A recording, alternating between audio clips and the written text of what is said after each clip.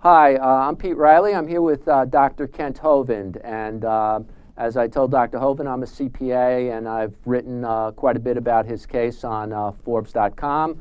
Most recently on Monday, I gave my readers links to several of the interviews you've been doing. You're with following Gideon's example, getting your supporters to create noise and light. Is that what's the your strategy at the moment?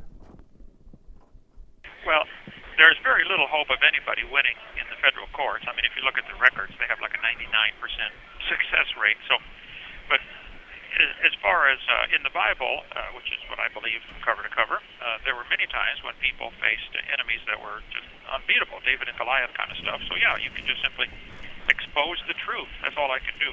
So I've asked folks to just shine the light on what happened. I think there was a lot of injustice and probably even illegal activity in my case from the other side. And I have nothing to hide. I have nothing to fear from the truth.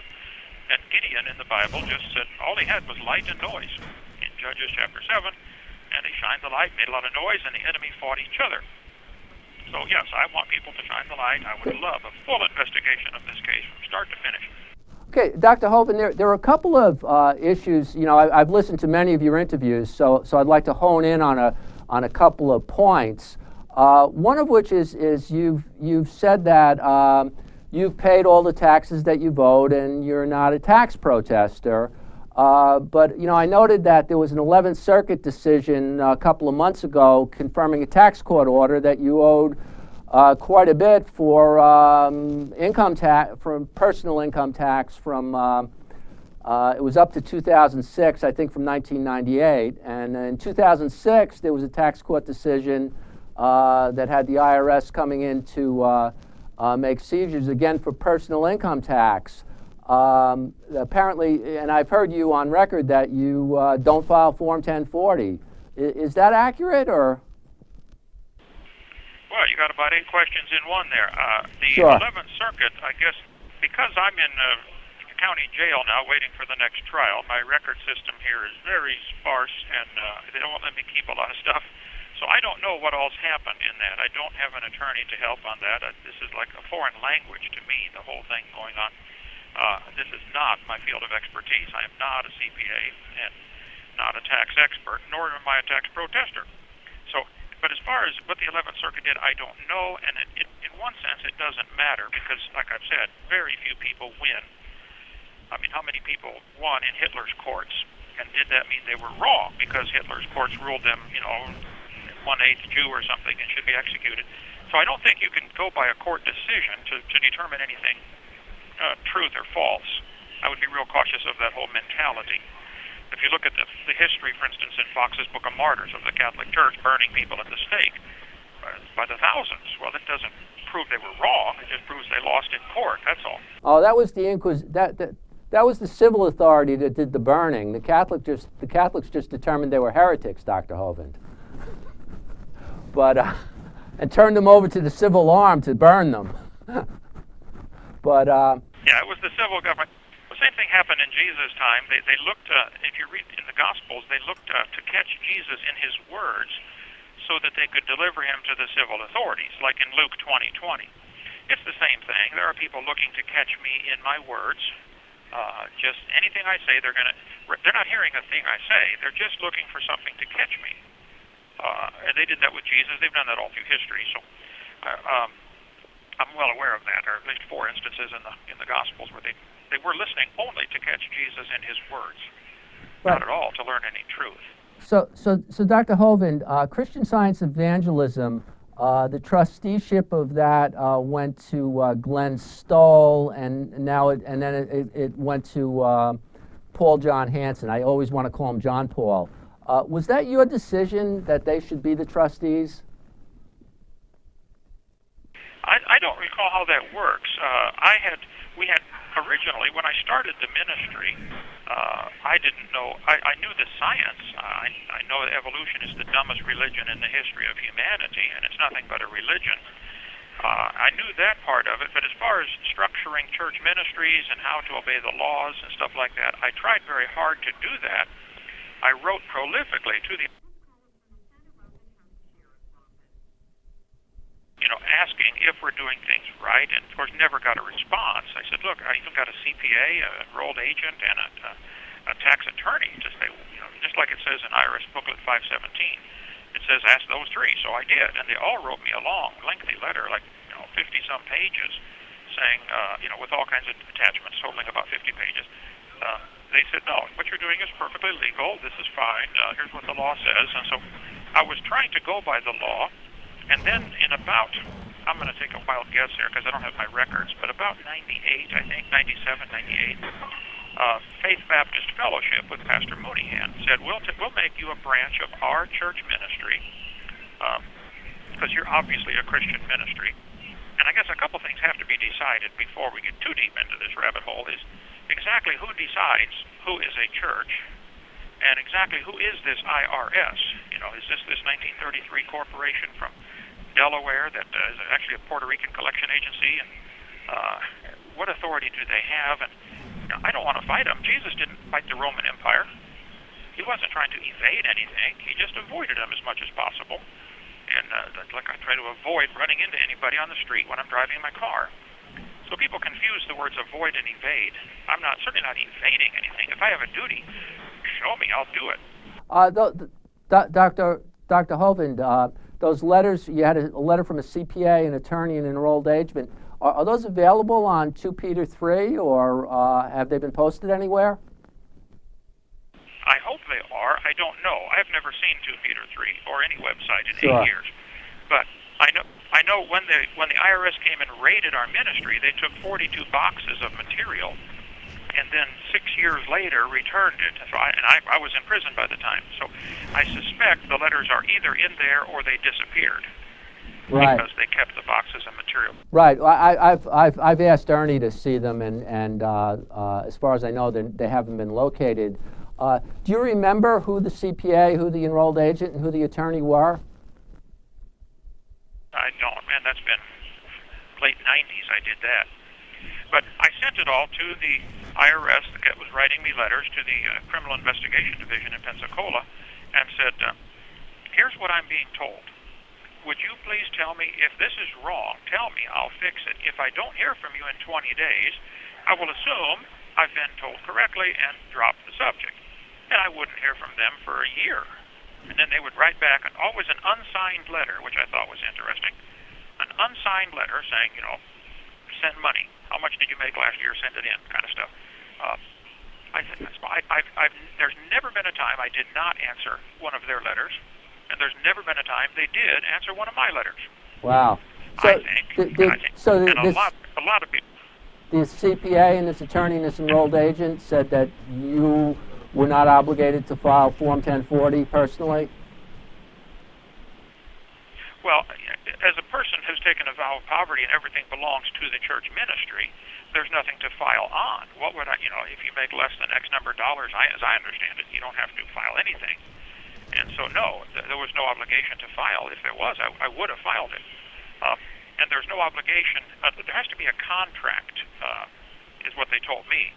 If you don't have a contract, which is, I guess this contract is actually made when you make the W-2 form or something like that. But if the people who work for you don't have a W-2 or don't want a W-2, or if they're missionaries or evangelists, or especially if someone's ordained, which a lot of our people are ordained, if you have my 2005 affidavit that I sent to the grand jury, it was the third time I sent an affidavit into the grand jury. It's got all the laws and the code numbers right in there saying that a person who is ordained, such as myself, ordained May 25th, 1974, does not have to do certain things. Well, that would be with Dr. Hovind. The exemption is a person who's ordained can elect to out of the Social Security system if they have a religious belief. They're not their pay isn't subject to withholding, but they're still subject to income tax. And employees of churches, there have to be withholding. We still have a couple things. We need to exactly who is the IRS, where is their jurisdiction, what can they do, and who decides who a church is, and the difference between exemption and exception. Vast difference there. I guess your ministry then became subject to the trusteeship of Glenn Stoll. Is that accurate? That was later. That was later. Correct. But first Okay. it was Faith Baptist Fellowship, Pastor Mooneyhan. And whenever I got anything from the IRS, I said, what do I do? And I would send it to him, and he would tell me what to do, and I followed his leadership. He then had a stroke and nearly died, and is still incapacitated to this day. I think half his body paralyzed or something like that. A major, major stroke. And he's a young man. I just turned 62 today, and I think he's a couple of years younger than me. But in 2002, I was preaching out in Washington State, and I met Glenn Stoll and a couple of people that work with him. And I explained the situation that we are a church ministry. I think it's called an auxiliary ministry in the Internal Revenue Code is what they consider them, like Billy Graham Evangelistic Enterprises or something. I don't know how that works. And he said, well, I have since 1982 been helping church ministries get established to be properly structured under the law. I said, great, that's what I want. So he contacted Pastor Mooneyhan. I don't know what all they did, but yes, Glenn Stoll became the trustee in, I think, early 2003. Okay. And that's when the charges stopped. In 2006, they arrested me on charges based upon activity from 99 to 2002. Yeah, Dr. Hovind, I guess I have this press release from the Department of Justice, dated April 27, 2005. I'm not going to, I'll read the whole thing, but I'll just give you some of the high points that Glenn Stoll of Edmonds, Washington was barred from promoting a tax fraud scheme using sham trusts. And the court found that Stoll sold a fraudulent corporation sole and ministerial trust scheme. The assistant AG said people who buy into tax fraud schemes are buying nothing but trouble. Past due bills with interest and penalties and the possibility of criminal prosecution. Do you think that that's what might have happened to you? Was this association with Glenn Stoll? Well, you'd have to take that sentence at a time. I agree that nobody should get into a tax fraud scheme, and I wasn't, and I don't think he is either. Read that first sentence very slowly and carefully. What is that? Sure. Okay, actually, I'll read. The Justice Department announced today, and this is in 2005, that a federal court in Seattle has barred Glenn Stoll of Edmonds, Washington, from promoting a tax fraud scheme using sham trusts and a corporation to help customers evade federal taxes. The preliminary... Hold it right there. That's what I want to talk about. I agree. Suppose I wrote an article that said, Peter Reilly is barred from robbing all the banks in his town. Oh, you'd say, okay, well, I don't do that. I haven't done it. Yeah. That's a meaningless sentence. They're saying he's barred from sham trust. That doesn't mean the trusts he was doing are sham. That doesn't mean that at all. Well, the Justice Department said, now think about it. Justice Department said he's barred from promoting tax schemes. I don't think he was. But there's more, Dr. Hovind. Okay, there's more. I know, but see, they're starting with a false premise. They're starting with the false premise that he is promoting tax fraud schemes, and he's not. Well, give him a call for that. Okay, the court found that Stoll sold a fraudulent corporation sole and ministerial trust scheme, falsely telling customers that conducting their personal and business activities through a corporation sole and ministerial trust and treating them as churches eliminates obligations to file federal tax returns and pay federal tax. Well, I don't understand all the laws on that. I think the IRS code is like a big bowl of spaghetti. I don't think anybody, including you, including Lois Lerner, understands all the IRS codes. I think it's purposely tangled and beyond comprehension and should be simply abolished. Go back. We didn't even have this until 1930s. I mean, there was no such. America did fine without any of this and would do much better without it again, I think. Anyway, but I'm not a tax rebel. I'm not throwing the tea in the harbor. I'm glad those guys did that. That was right there in your area. Our country started by a tax rebellion. But I'm not part of that. I'm an evangelist, so I'm glad they did it. I hope they do it again. But I'm not part of it.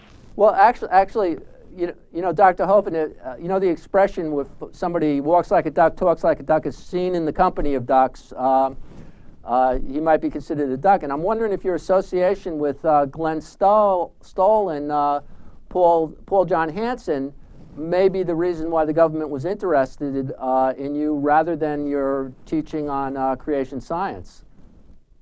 Oh, that I don't know. Why don't they arrest Glenn Stoll? Well, they have arrested Mr. Hansen, I guess. Have you managed to speak with him yet? No, he's in the jail here, but no, they have some kind of rule. I forget what they called it, but I can't be with him, which I think is ridiculous. He's a great, godly man, and by the way, so is Glenn Stoll. If you knew him, I think you'd find he's a wonderful fellow. He's a great guy. He's trying to obey the laws. I think somebody's trying to do a tax scheme on him. So I don't know. I don't understand all that, and it's not my battle. But if my association with him caused any problem, which I don't know if that put right, but no, before I even knew him, the IRS was writing me letters back in '96. I didn't meet Glenn until probably 2002, so I don't think that's the reason any of this. I mean, it may be. I'll find out in Judgment Day, but right. No, I know Glenn. I met with Glenn. I talked to Glenn for hundreds and hundreds of hours. And emailed him and wrote to him whenever I had questions. He was the trustee of the ministry, and I did everything he told me to do. And so I think what he did was perfectly legal. I still, to this day, think that what he did was perfectly legal or lawful, there's a difference in those two words. Now, the IRS may not like it, I understand. It's like the mafia doesn't like it when somebody gets out of paying their protection money. Okay, well, that doesn't mean the IRS is correct and he's wrong. It just means they don't like it. And that I don't know. But yeah, I did what he told me to do, and I think what we did was perfectly lawful.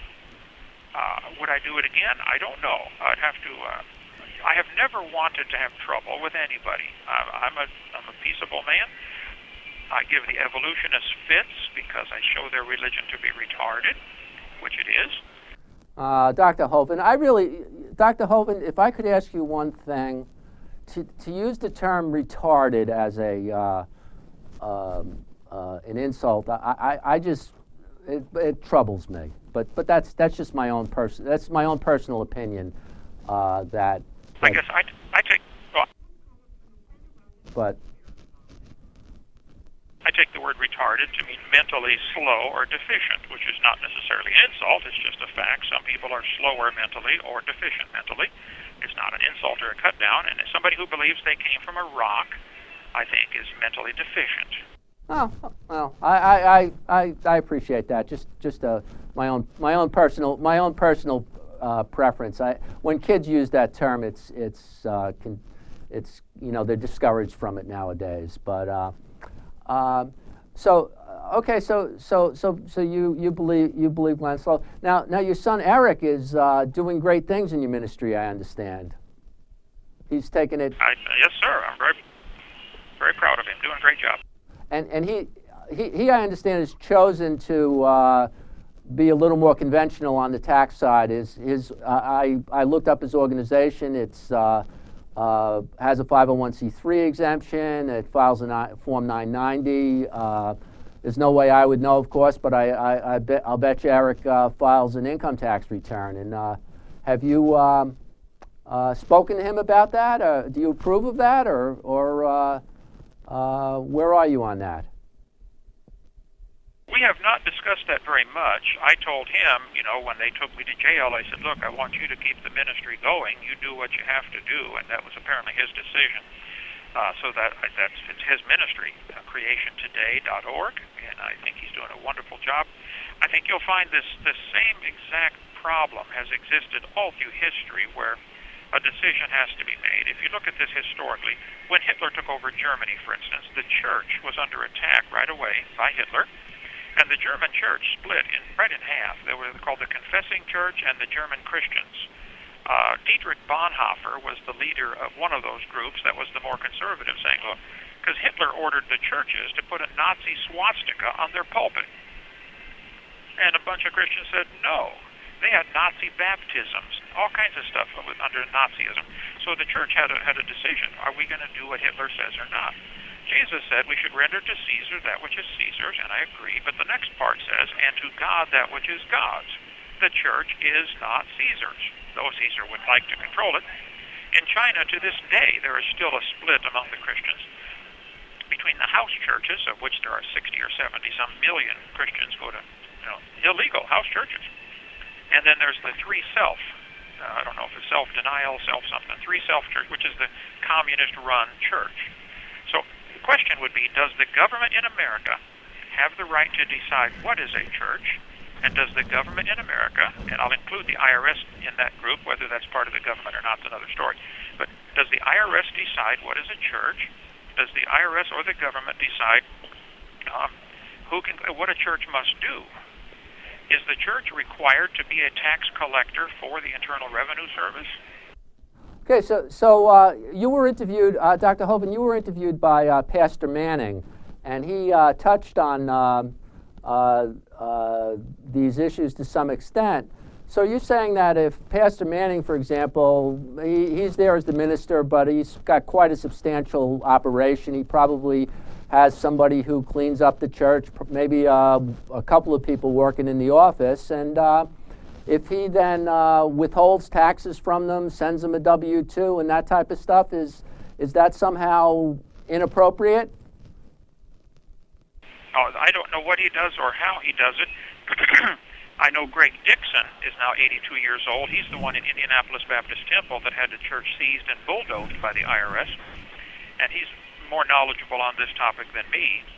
You could call him. I've got his phone number in front of me. Pastor, he's down in Central Florida. But no, if a person is required to pay a tax, they certainly should pay it. Jesus was born in Bethlehem precisely because of a tax of the Roman Empire.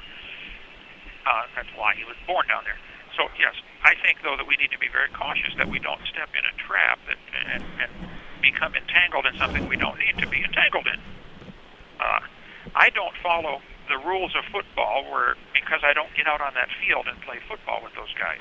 I may sit in the stands and watch a game, but once you step onto that field, you enter certain rules and regulations that apply to the people standing on that field. So, yeah, we always have to be cautious not to entangle ourselves in things you don't want to be entangled in. If you want to join a particular group, if you want to become a Mason or a Jesuit or something, then yeah, they're going to require certain things of you. Well, I don't want those things required of me, so I don't join those groups. I'm only a member of a Baptist church, and that's it.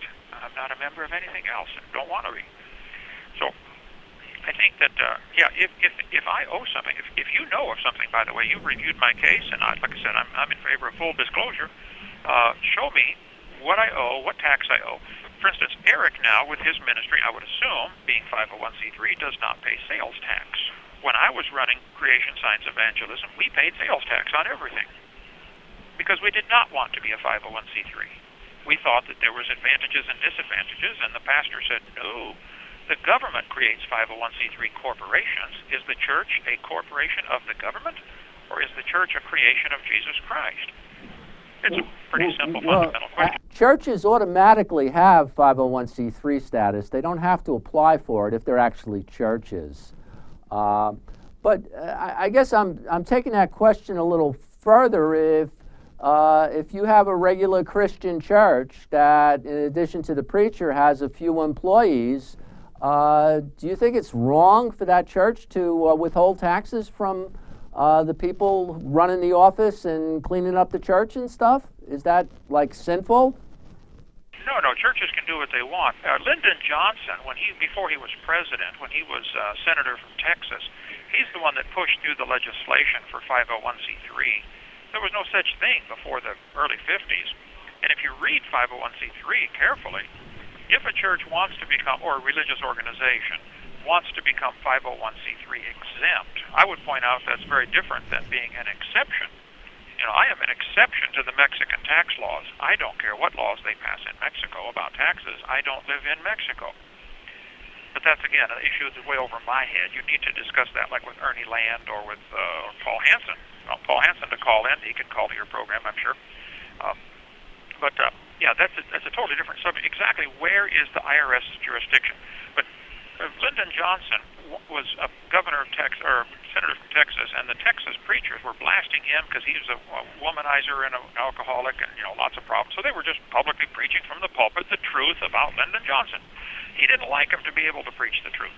So he pushed legislation through and got churches and said, if you want to be 501c3 exceptions, which I think is stupid, they were already an exception. Now, if you want to be an exemption, He said, now, 501c3 religious organizations cannot get involved in politics. They can't promote particular political candidates, and they can't proselytize. Well, you're saying if you want to become a 501c3, you can't voice your opinion on politicians. In other words, you can't freely preach from the pulpit what you want, or speak your mind, and you can't try to get people converted to your religion. No, Dr. Hovind, you're right about the political preaching, but there's certainly nothing that prevents churches from trying to convert people.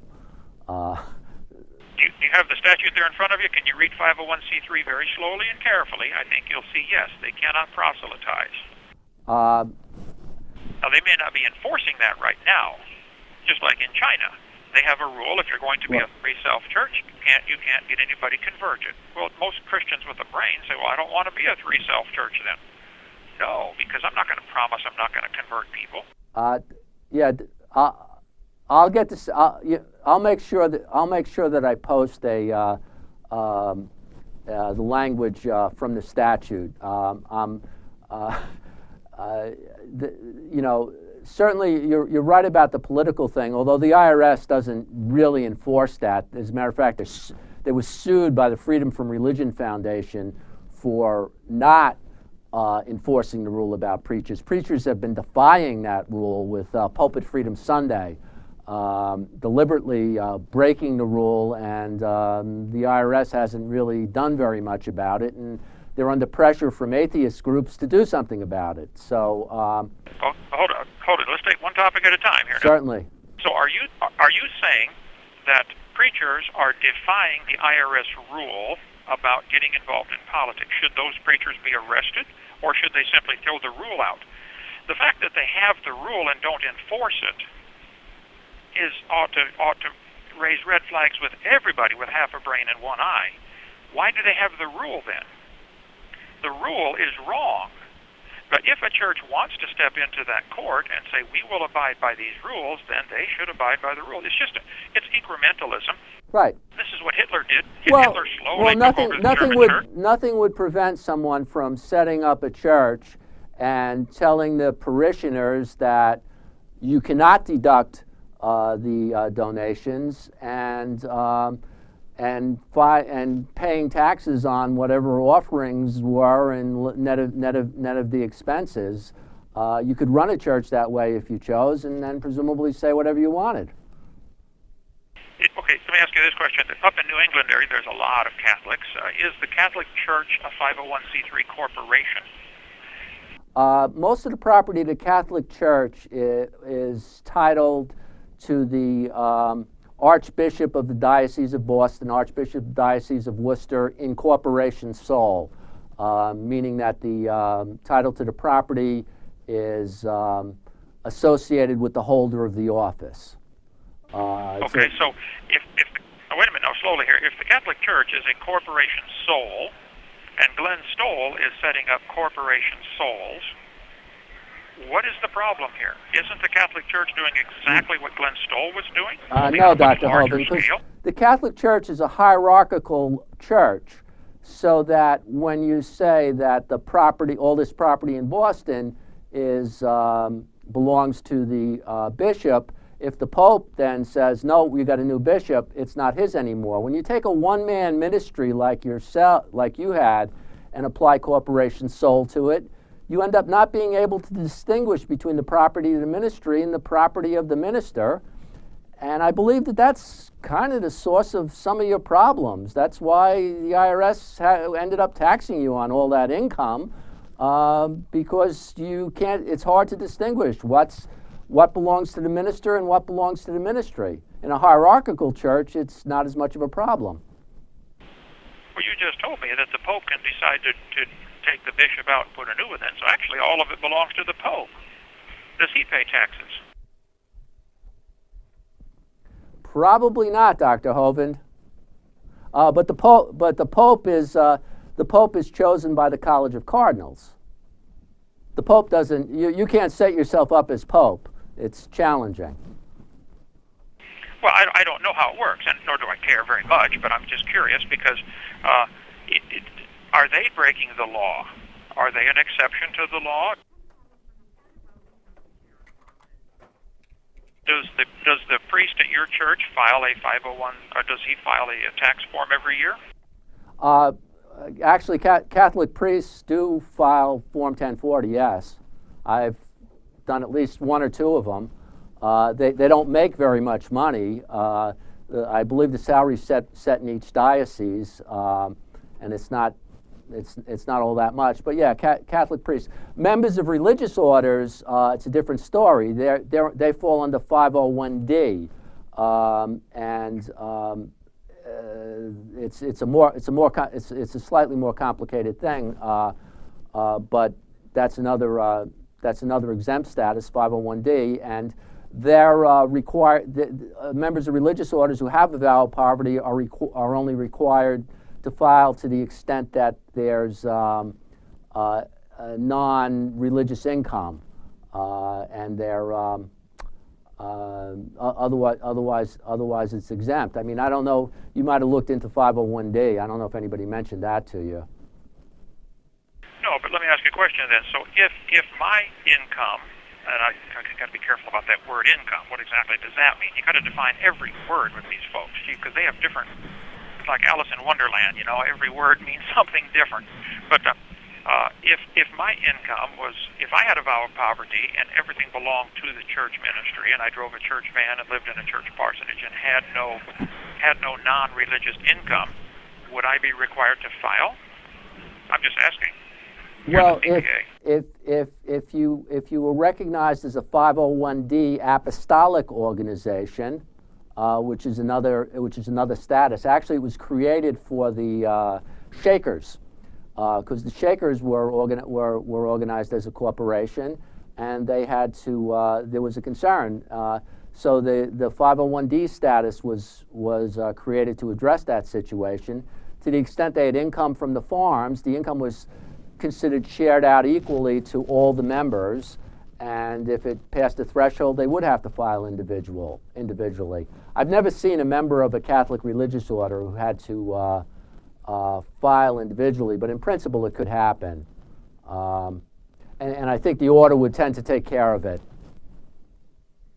Yeah, I think you need to get with Glenn Stoll or Paul Hansen or Ernie or somebody who knows 1,000 times more about that than me, but I can tell you from my heart, I do not want to break any laws, and did not want to, and still don't want to, and still don't think I did. I think people are trying to apply laws that don't apply. For instance, there's an alcohol tax that if you produce alcohol, if you make alcohol, you have to pay a certain tax, okay? I have never paid that tax because I have never produced any alcohol. I've never tasted any alcohol. Well, I had NyQuil about 10 years ago. But so, I mean, in 62 years, I've never tasted. I don't pay the tax. So am I a tax protester for the alcohol tax? No, of course not. I don't get involved in that activity. So I'm not aware of anything that I did wrong as far as taxes go. If you can show me specifically, please do. But all I ever get is general platitudes of, well, everybody has to do this. No, nobody's been specific. Well, Dr. Hovind, I'm sorry, my notes with the statutes are not here, but Section 1 of Title 26 indicates that individuals are subject to an income tax if they have income over a certain level, and it gets into what the tables and the rates are. And Code Section 61 of Title 26 defines income. It lists out its income is broadly defined, lists out 15 categories as examples, including compensation for services.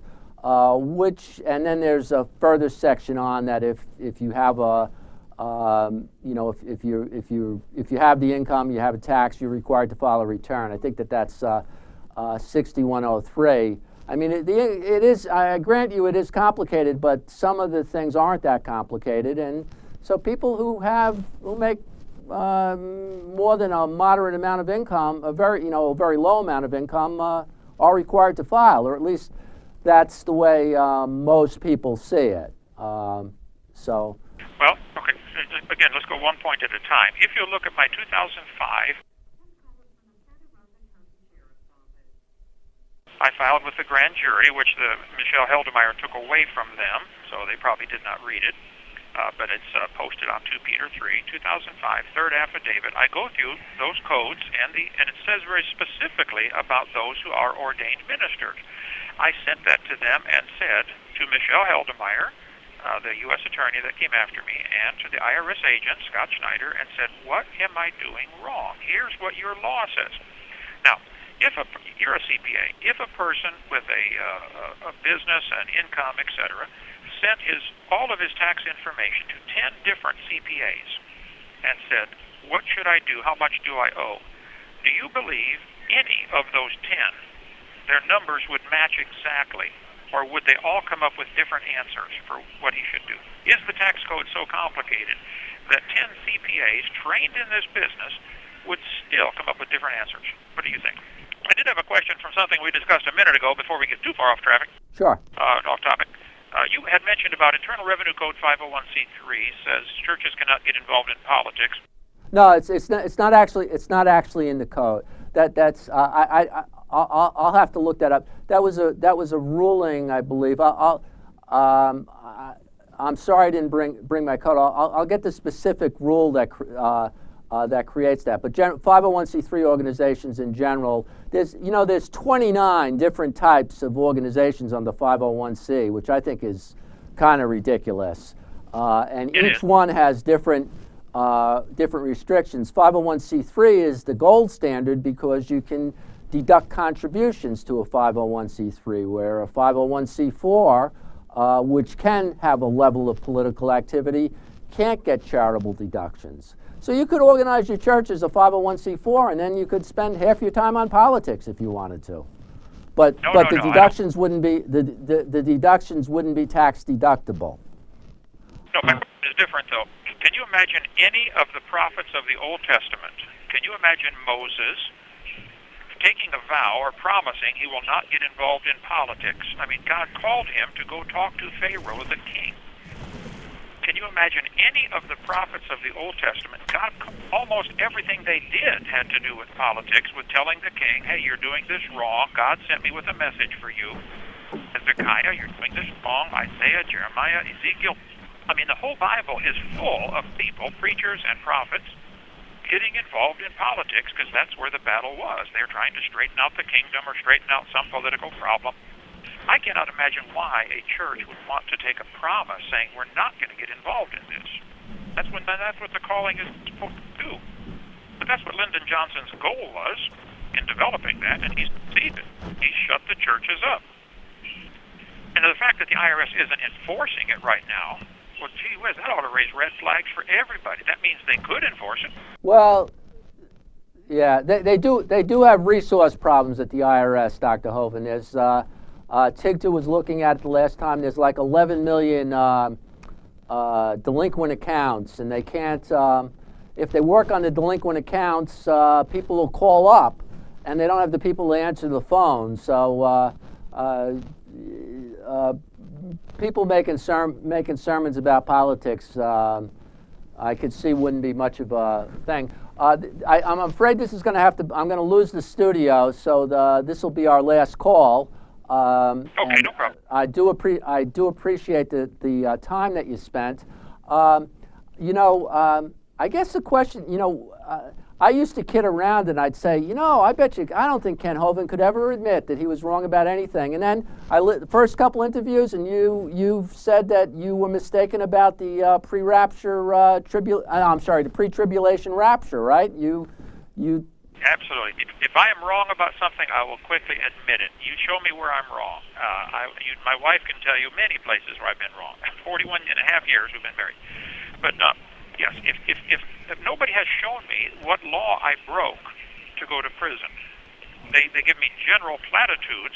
Everybody must do ABC, and nobody has been specific with Glenn Stoll, to my knowledge. What exactly did he do wrong?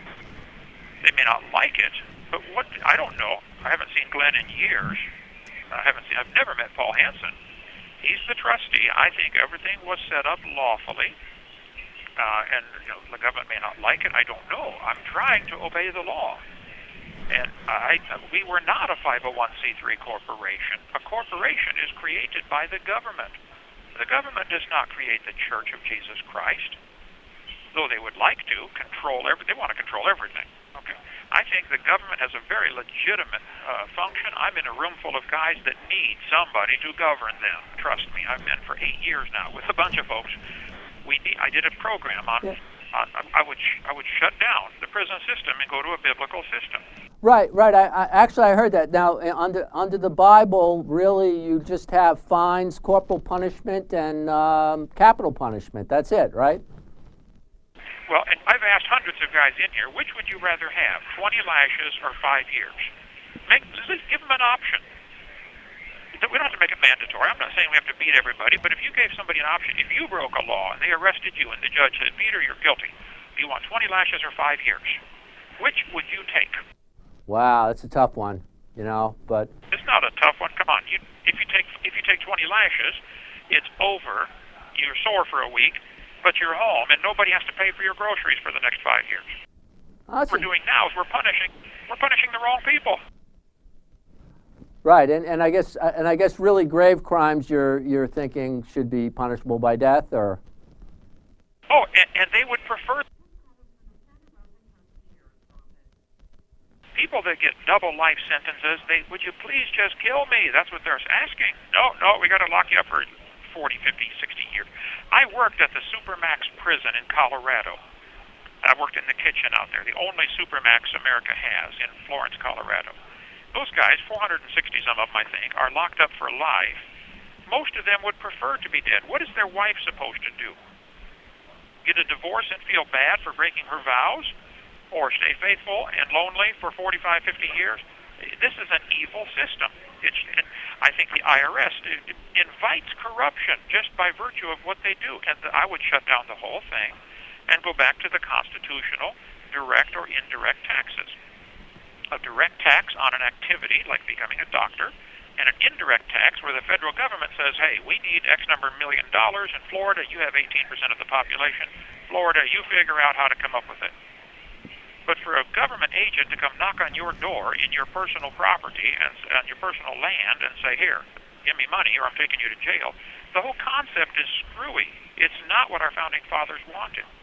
Now, even though I'm very much against the IRS and think they're wrong and do lots of things wrong, I am not a tax protester.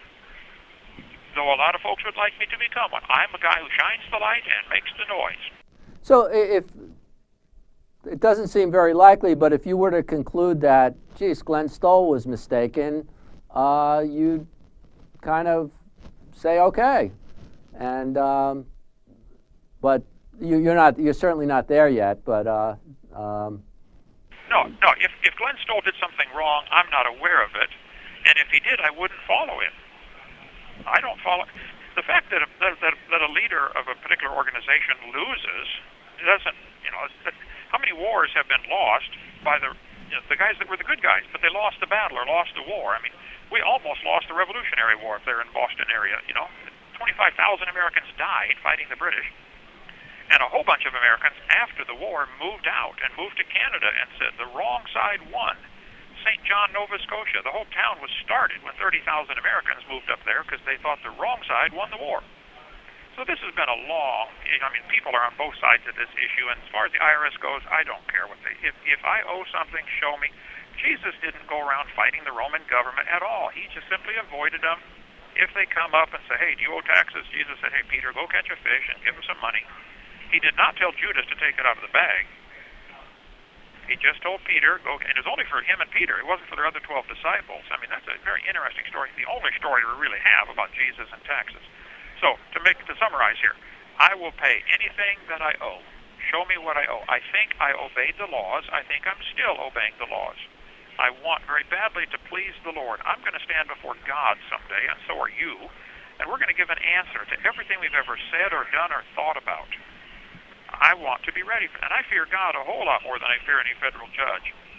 I am trying to prepare for that day, and I'm going to try desperately to obey His word, preach what He tells me to preach, and obey the laws. Okay, Dr. Hovind, I guess if I could ask you a closing question, if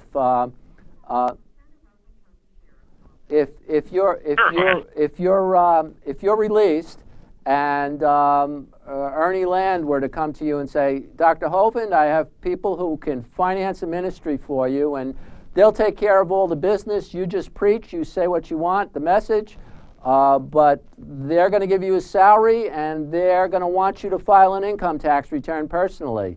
Do you think you'd be able to do that, or? Well, I would certainly look at that. I mean, if that's what's required, somebody show me what law, and I will obey it. But certainly, yes. And Ernie is now setting up corporations, I believe. He said, even though the church is legitimate, it's right, it's not winning. I'm not one of those who compromises very easily. I think that's pretty well documented. If I believe I'm right, I'm going to stand right there. This is what I think is right, regardless of what anybody else thinks. So, but no, I'm willing to look at any options on the table. I don't want to fight with the IRS. I never did. I don't want to fight with the federal system. I want to go preach on creation and dinosaurs and now end times. So I want to be left alone. And I think they did the wrong in this case. I think if you look at the record, it's pretty clear. There's a lot of violations on the government side in my case. They wanted me locked up. And I think the same thing happened with the Jews in Nazi Germany. I think Hitler broke a lot of German laws. What he did is he changed the laws so that he could lock them up.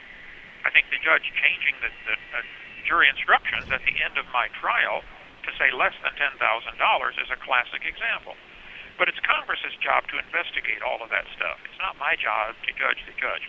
But Congress should certainly look very carefully at everything happened in my case from start to finish. My case is a classic example of everything that needs to be fixed with the IRS, with the government, with the judicial system, and I just want to shine the light. Have you heard that? Have you heard of any congressmen who've expressed an interest in your case, Dr. Hovind? I have heard of quite a few, yes, but I think so far they want to remain anonymous at this point, and they're working together, I think, to do several things. But yes, there is definitely some activity there. You think some of your supporters have the ear of congressmen and have spoken to them, and they may take an interest as this develops? No, I know that they have, yes, and I think there'll be a great interest. Okay, and you think this might be before your trial or after? That I don't know. There's also, there's many places this battle can be fought. One is in the federal courthouse at trial, where you have a 1% chance of winning. The second place it can be fought is in public opinion. Like when anti-slavery back in the 1850s. I mean, the South was dead set for it, but the public opinion was dead set against it.